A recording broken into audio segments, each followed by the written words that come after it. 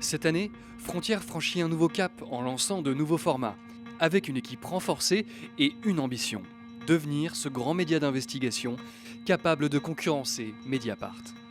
Au cœur de notre modèle, une nouvelle application mobile, d'ores et déjà disponible sur iPhone et bientôt sur Android.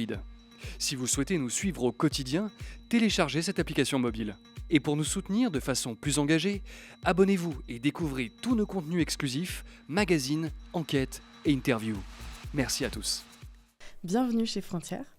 Bonjour. Et on est de retour avec Eric qui nous a rejoint. Merci Louise, bonjour Loïc Le Floch-Prigent. Je suis ravi de vous avoir avec nous pour cette matinale spéciale américaine. Je suis content d'inaugurer pour partie ce studio. Bien entendu, parce qu'aussi également vous êtes membre du comité stratégique de Frontières. Vous essayez de porter des sujets économiques justement chez nous, donc on va en parler.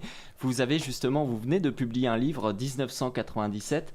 Année zéro du déclin de la France. Alors, ma première question, elle est liée notamment à la sortie de notre magazine, donc Trump, l'homme à abattre. Très intéressant. Vous avez la gentillesse de m'envoyer. Vous l'avez reçu, c'est une bonne nouvelle. Je remercie Vincent qui s'occupe des envois et donc qui a très bien fait son travail. Ma première question, elle est simple. Aujourd'hui, nous, on va plutôt équilibrer le discours vis-à-vis de Donald Trump face aux médias français qui critiquent en permanence Trump et font la promotion de Kamala Harris. Malgré tout, nos intérêts français sont souvent divergents des intérêts américains. Où est-ce qu'on en est aujourd'hui de la réalité de la guerre économique des États-Unis contre la France et l'Europe ? Je pense qu'elle n'a jamais cessé et je ne vois pas beaucoup de différence entre ce qui peut arriver avec les républicains ou les démocrates personnellement. J'ai souvenir du début des difficultés du pays et vis-à-vis de la politique américaine et c'est pas d'hier. Bon. Alors, quels sont les problèmes un peu nouveaux qui arrivent? Je pense que ils ont mal compris ce que la Chine pouvait faire et donc, d'une certaine manière, ils ont permis à la Chine de devenir la manufacture mondiale. Bon, ce qui est très compliqué pour le suite, puisque maintenant, lorsque on fait, on sait faire. Et donc, la Chine sait faire.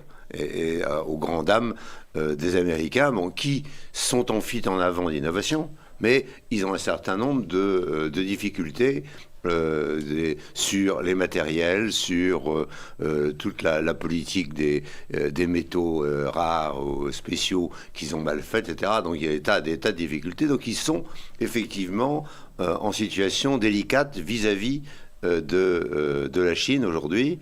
Et ils se vengent d'une façon sur l'Europe qui s'est mise en difficulté.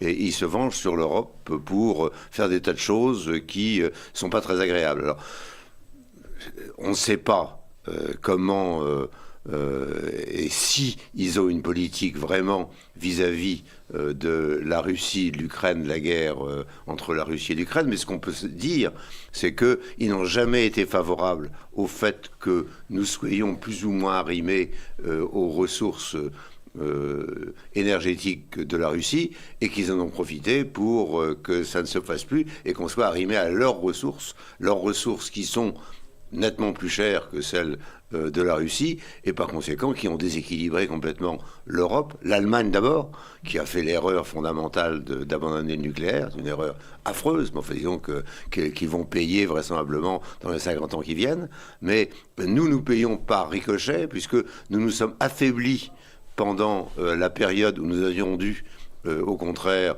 prospérer et donc les États-Unis sont en train de continuer à affaiblir l'Europe et la France. Voilà, alors justement, quel que soit le régime, je voudrais pas. Je conçois parfaitement que le fait d'avoir des gens qui disent Kamala Harris c'est la reine, c'est agaçant. Donc on se dit équilibrons. Regardons ce que fait Trump, mais c'est pas si terrible que ça. Pour moi, industriel, je dirais que il n'y aura pas grand changement. L'Amérique reste l'Amérique et l'Amérique s'est trompée vis-à-vis de la Chine et nous en fait payer le prix très fort. C'est la raison pour laquelle on vous invite justement. On va revenir tout à l'heure en détail sur la politique énergétique puisque vous en êtes un des plus fins spécialistes. Aujourd'hui, l'état des lieux de la menace sur la France. On parlait ces dernières années par exemple de BNP Paribas ou de la Société Générale qui pouvaient être menacées justement par les Américains. Quelles sont selon vous ces grandes entreprises françaises qui sont à risque, on dirait? Elles sont pratiquement toutes les entreprises françaises ont des capitaux américains dans leur importants, quelquefois au-delà de 50%, et sont fragiles parce qu'elles font une partie de leurs transactions en dollars et que tout ce qui est en dollars relève de l'État américain. Par conséquent, quand l'État américain a envie de se venger sur tel ou tel, c'est ce qu'ils avaient fait sur BNP Paribas, c'est ce qu'ils ont fait d'une certaine façon sur Alstom, qui a été perdu dans des conditions absolument dramatiques que j'ai abondamment développées dans tous les ouvrages, dans tous les articles, donc j'espère que les gens ont bien compris ce qui s'était passé. Et donc c'est ça le sujet aujourd'hui, c'est la fragilité complète que nous avons à l'égard des Américains compte tenu du fait qu'on s'est mal défendu. Je ne suis pas en train d'accuser les Américains, je suis en train de dire nous sommes mal défendus. Ils font leur travail pour les intérêts des Américains, mais on ne le fait pas. Mais nous n'avons pas voulu comprendre qu'il fallait retrouver une certaine autonomie et être un peu nationaliste. On n'a pas voulu. Il y a des gens qui se sont crus effectivement transnationaux, oui, d'accord, on est français, mais enfin bon, on est surtout mondial. C'est Jean-Claude Trichet qui avait dit I'm not French, c'était son premier discours lorsqu'il avait été nommé à la BCE justement. C'est ça, oui. Mais le nombre de gens de ma génération et de la génération suivante qui s'estiment mondiaux est énorme et beaucoup trop important. Quand vous retournez aux États-Unis, vous apercevez que les types, ils sont très américains, donc il n'y a pas de problème. Alors, justement, pour parler de la politique énergétique, Donald Trump, aujourd'hui, il accuse par exemple Joe Biden de ne pas avoir favorisé une politique pro-baril de pétrole, en disant que finalement, en ayant cette politique écologique, ils n'ont pas produit assez et de facto, ils ont soutenu justement la Russie, en fait, l'effort russe de façon indirecte, qui a pu justement vendre énormément de barils à un prix intéressant. Selon vous, quelle est justement l'importance de la politique énergétique dans la souveraineté d'un pays et en quoi aujourd'hui, puisque vous le dénoncez souvent, la France prend du retard? C'est pas qu'on prend du retard, c'est qu'on a pris une mauvaise direction. C'est là, et c'est l'Allemagne qui a pris la plus mauvaise direction et l'Europe en général a pris la plus mauvaise direction. Rien ne sert de courir, il faut partir à point. Voilà, c'est ça. Donc, on a pris la mauvaise direction. Alors, moi, je dis que la mauvaise direction a été prise pour la France en 97, au moment où Chirac ne sait pas ce qu'il doit faire. Vous en parlez dans votre livre. Il en parle dans mon livre, il dissout.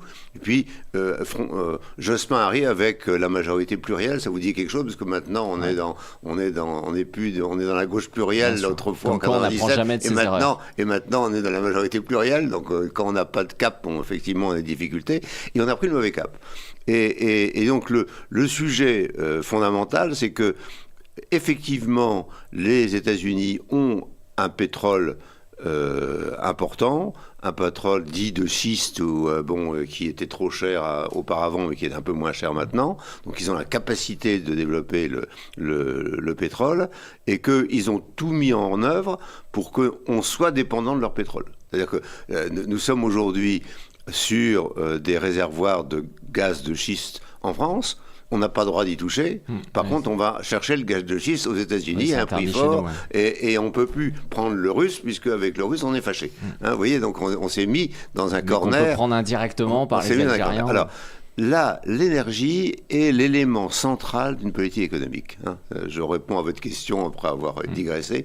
C'est central. C'est-à-dire que si jamais nous n'avons pas une énergie abondante, bon marché et souveraine, on est toujours en difficulté. Et nous avons la possibilité d'avoir une énergie abondante, bon marché et souveraine grâce au nucléaire. Et nous nous sommes mis en 97 une balle dans le pied en disant non, le nucléaire c'est peut-être pas si terrible, on va faire décroître le nucléaire. Le fait d'utiliser ce qui sort des centrales nucléaires actuelles pour essayer d'en faire de l'énergie avec les réacteurs à neutrons rapides, on va abandonner ça parce que c'est pas bien. Et donc on s'est mis dans une situation impossible. C'est nous qui se sommes mis dans une situation impossible.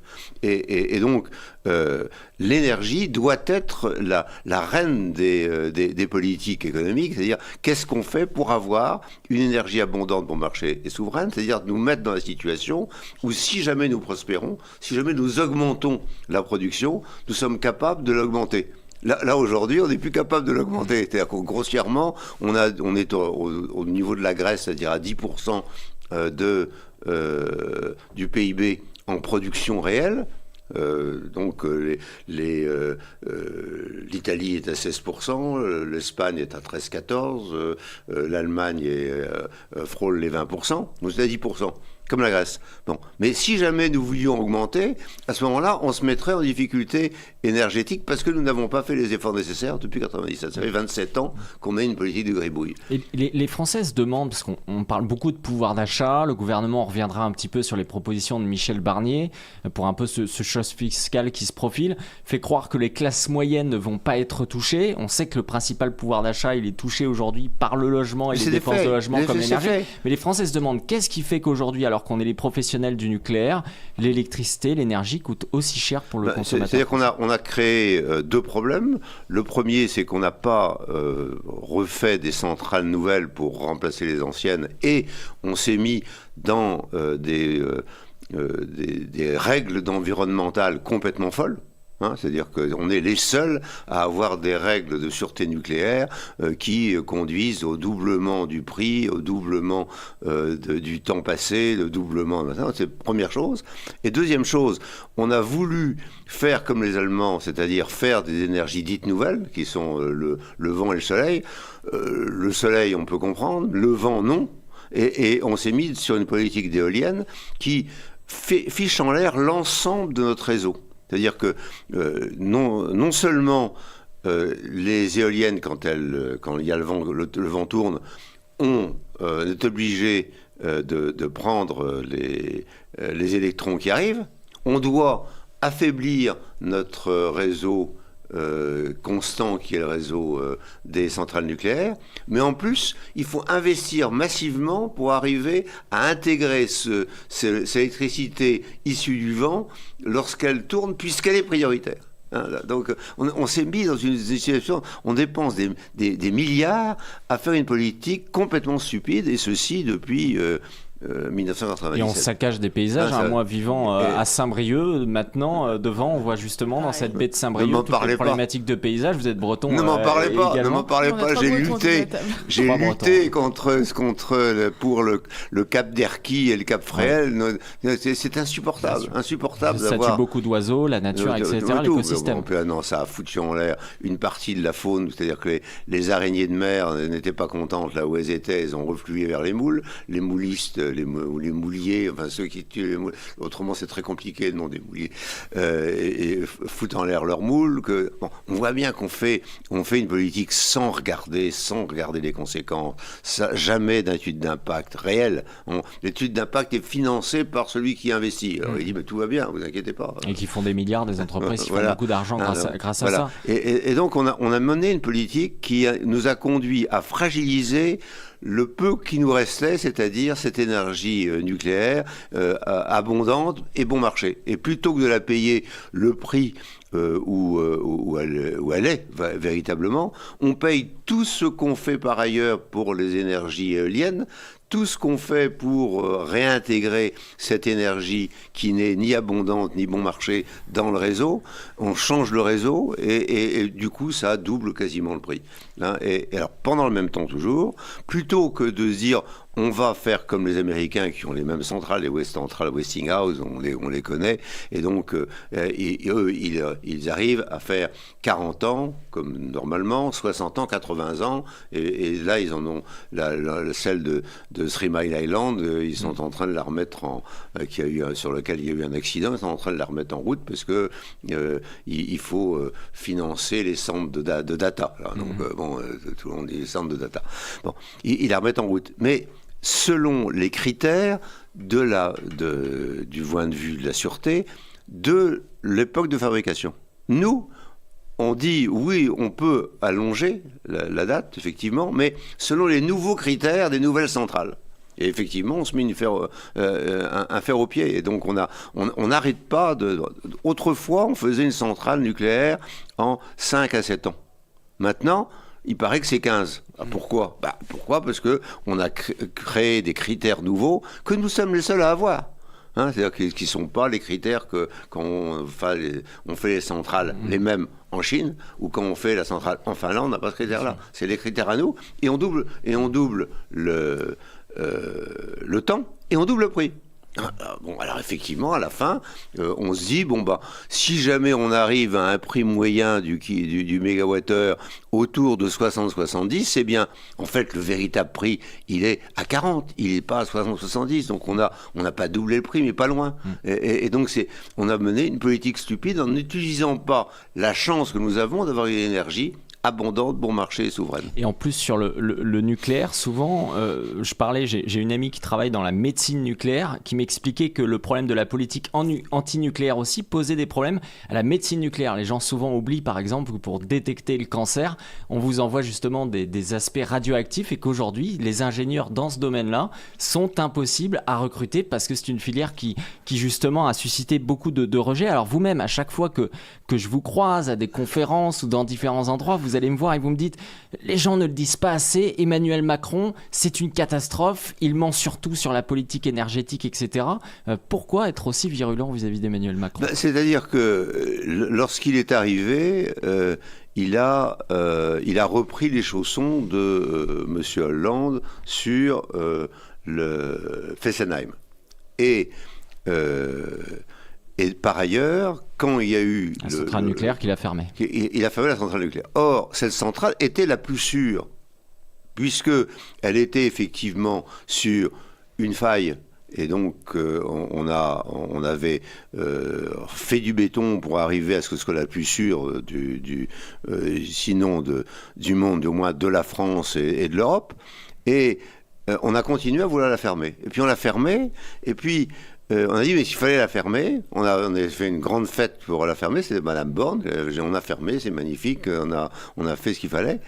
Et derrière, plutôt que de se dire, on l'a fermée, mais on pourra peut-être la rouvrir, il a fallu casser l'ensemble de Fessenheim pour qu'on ne puisse vraiment pas jamais la rouvrir.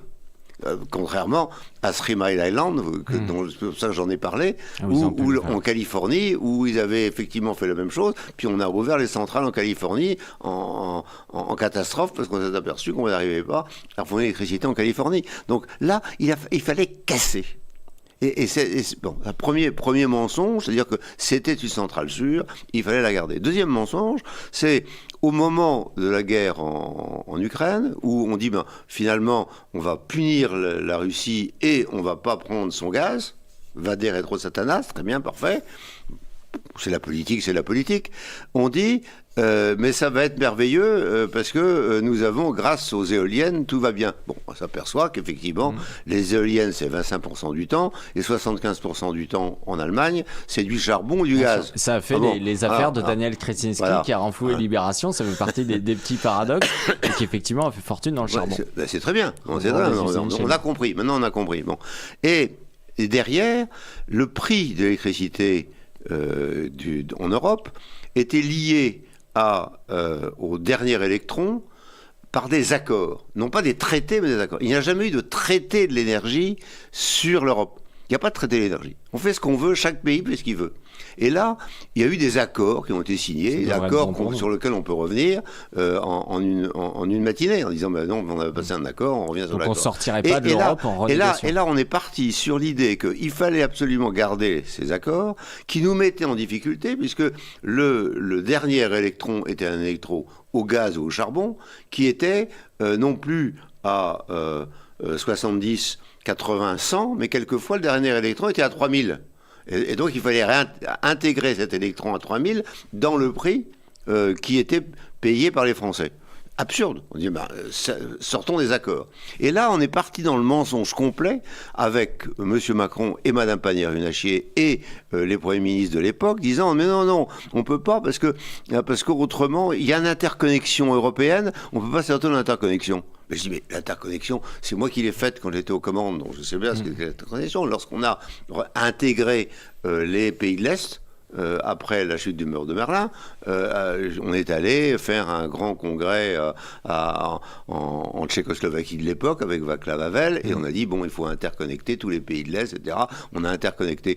L'interconnexion, c'est physique, c'est-à-dire qu'il y a des lignes, mais ça ne préjuge pas du prix payé ou des échanges payés. Et il se trouve qu'à l'époque, nous étions exportateurs d'électricité sur l'ensemble du monde, que les Italiens ne voulaient pas faire de nucléaire et ils avaient prévu d'utiliser 20% de leur électricité nucléaire française.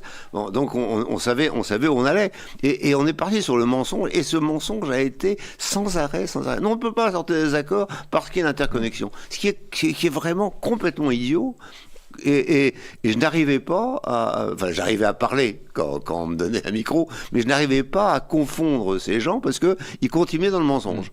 Il fallait faire Westheim parce que c'était une centrale pas sûre et que c'est magnifique. Oui, ça profite du mythe de Fukushima. Et nous avons des accords. Bah oui, on n'y peut rien parce qu'on a signé des accords et puis on reste dans les accords. Et à l'époque, l'Espagne et le Portugal sortent des accords dans la journée.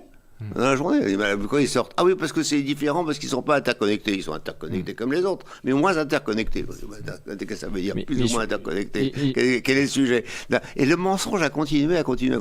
Et je pense que, effectivement, lorsqu'on est un homme ou une femme politique, partir sur un mensonge, continuer sur le mensonge et dire quelque chose qui est complètement faux aux Français est quelque chose de répréhensible. Pour moi, le mensonge est terrible parce que il induit le fait qu'on ne peut plus faire confiance à quiconque, parce que là maintenant, il est clair que sur l'énergie, on ne peut plus faire confiance à ces gens-là. Il y a cet avantage, c'est que le mensonge souvent profite à la politique, parce que Pannier-Runacher, dont vous parliez tout à l'heure, fait partie justement des sauvés du gouvernement sortant. Absolument. Qui est à nouveau dans le gouvernement de Michel Barnier. Qu'est-ce que vous pensez de cette politique économique proposée par Michel Barnier? Est-ce que vous croyez vraiment que les riches, les grandes entreprises du CAC 40, qui majoritairement souvent ne payent pas d'impôts sur les sociétés, vont payer plus, et que les classes moyennes, elles, vont être épargnées? Non, il est clair que pour moi, industriel, à partir du moment où je suis au taquet du point de vue de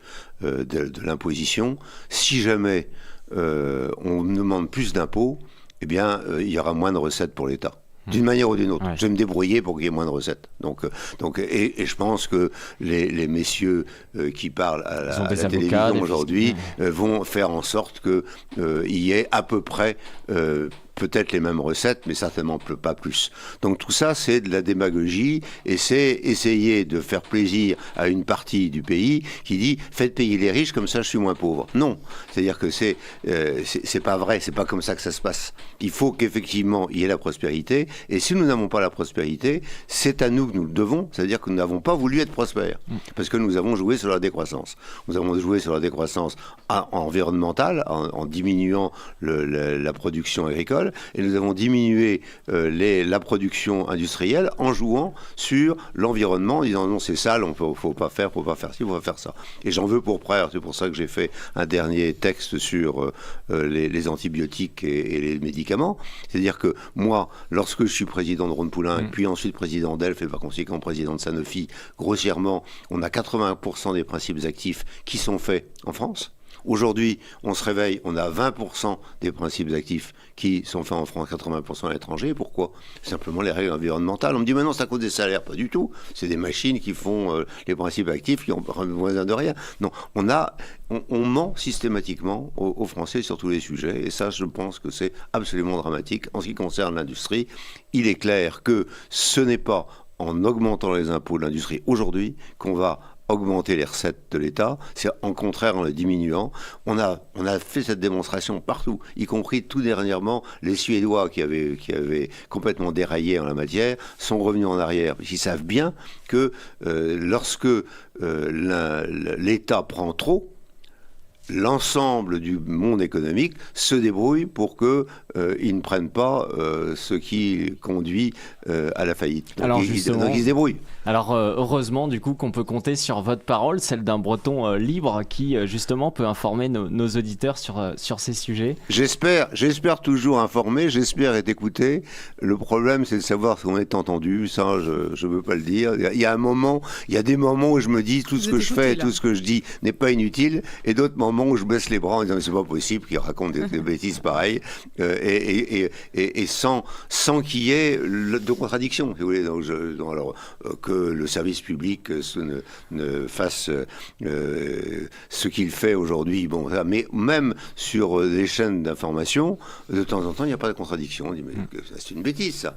Et le journaliste est là en face, il dit ah oui, très bien, oui, voilà. Donc, voilà. Et ça, c'est désespérant, quelque part. Mais en tout cas, les 8000 personnes qui nous suivent en direct, je pense, vous ont écouté, vous ont entendu et vont continuer de le faire.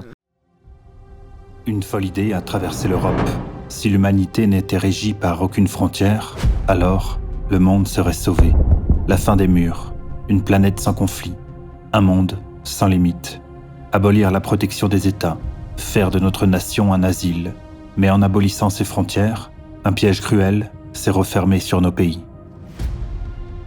Réunir les cultures dans un même territoire n'a réconcilié personne. Les crises et les tensions se sont déplacées à nos portes. Exacerbées par la proximité, elles se sont révélées sans filtre, sans barrière, sans protection, éclatant au grand jour, au seuil de nos maisons. Un vivre ensemble qui n'en est pas un. Face à la destruction des frontières, nous incarnerons l'ultime frontière. C'est le sens de notre engagement, sur le terrain, dans nos enquêtes, dans nos reportages, en donnant la parole, en montant au créneau. Du matin au soir, notre garde se transmettra sans baisser sa vigilance. Nous parlerons pour les dépossédés, ceux qui attendent que s'incarne cette lutte pour le territoire, pour le retour de nos frontières. Face à la sombre offensive de l'islamisme, nous répliquerons.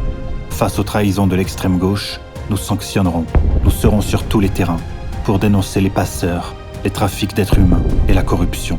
À l'offensive, pour impacter sur la vie politique du pays, pour affirmer la réalité à la face des puissants, avec nos méthodes, nos outils, nos réseaux, pour diffuser les informations que vous devez connaître. Avec une ambition, devenir le vaisseau amiral qui ne capitule pas dans la tempête, celui qui tient le cap, celui qui force le pouvoir à reconnaître ses compromissions, ses omissions. Nous vous révélerons ce que les médias d'enquête de gauche veulent vous cacher, ce qu'ils acceptent, dans le silence, mais tout en sachant. Mais alors qu'ils se taisent, nous n'aurons aucun complexe à dire la vérité. À vous de nous rejoindre et de soutenir notre travail en téléchargeant notre nouvelle application mobile et, pour les plus fervents, de souscrire un abonnement. Vous n'êtes plus seul. Désormais, vous pouvez compter sur Frontières.